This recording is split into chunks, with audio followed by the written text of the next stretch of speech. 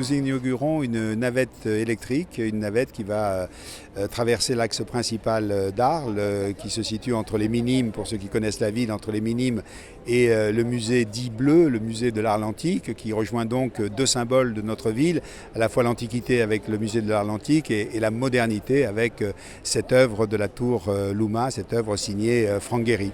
C'est une chance pour Arles que d'avoir cette tour, mais c'est aussi un immense défi que nous devons relever parce que nous allons avoir de plus en plus de touristes à accueillir.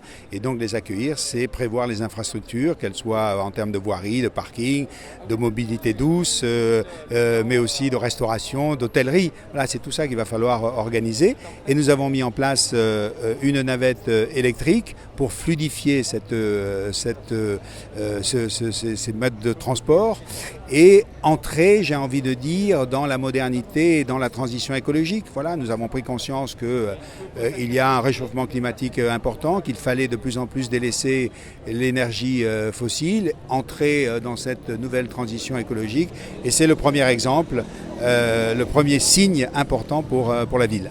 C'est une navette de centre-ville, donc un petit véhicule qui permet d'emmener une grosse vingtaine de personnes, qui a 140 km d'autonomie, 210 au maximum lorsque la conduite est optimale et que les systèmes annexes comme la climatisation et le chauffage ne sont pas trop en route.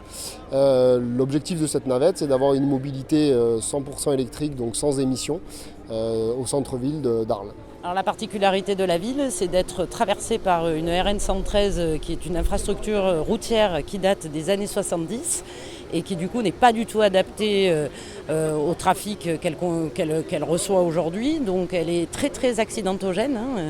On a environ 200 accidents par an.